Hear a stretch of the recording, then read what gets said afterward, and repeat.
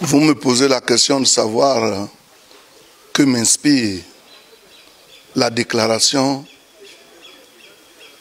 du ministre Amontano à l'occasion du meeting de l'opposition au stade Houphouët-Boigny. Moi, je suis en tournée dans le Zanzan pour parler de mon candidat dans la perspective des élections du 31 octobre 2020.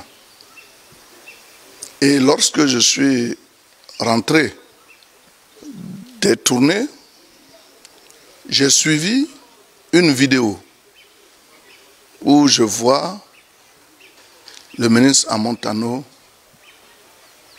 dire des choses incroyables sur le président Alassane Ouattara. J'ai été désagréablement surpris de voir un Amontano déchaîné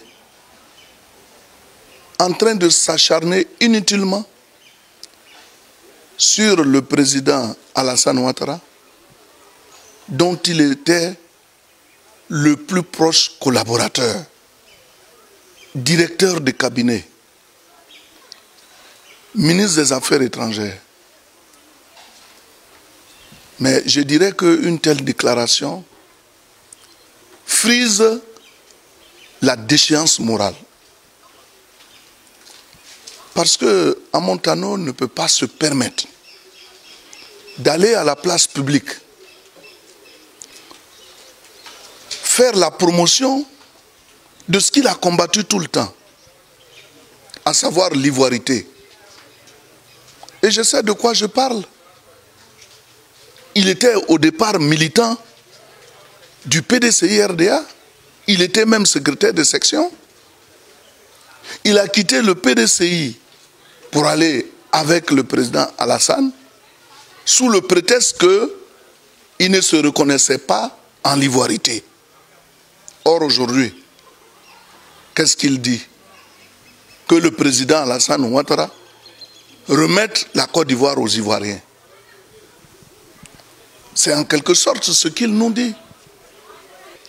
Mais nous sommes désagréablement surpris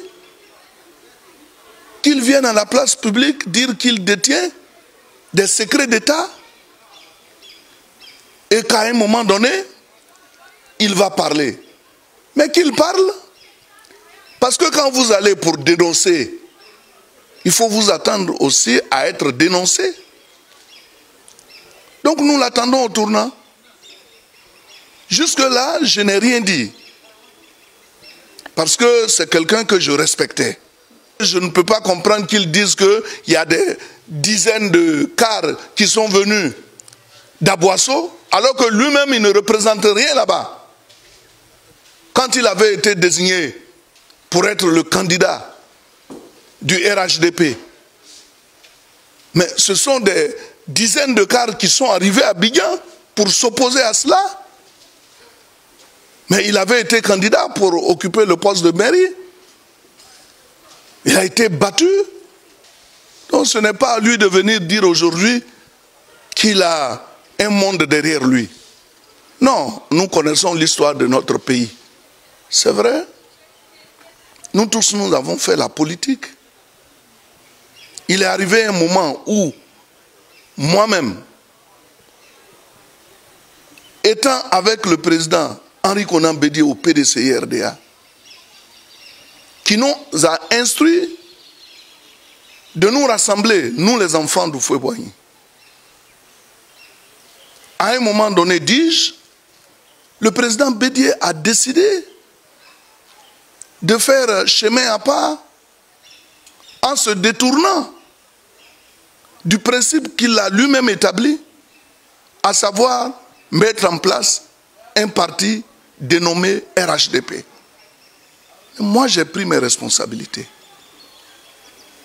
pour aller au RHDP. Et depuis lors, je ne fais que défendre le RHDP dont je suis le porte-parole. Quand le RHDP est attaqué, je réagis. Mais jamais vous ne me verrez en train de dénoncer des choses sur le président Bédié parce que j'ai vécu dans son intimité. Non, jamais je ne le ferai. Mais aller sur la place publique, donner aujourd'hui cette image à Montano lui-même.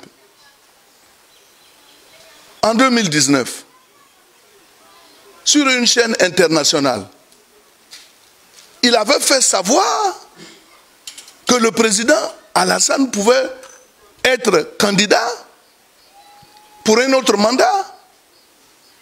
Mais d'où vient-il qu'aujourd'hui, il fasse une telle déclaration? Est-ce pour plaire à l'opposition?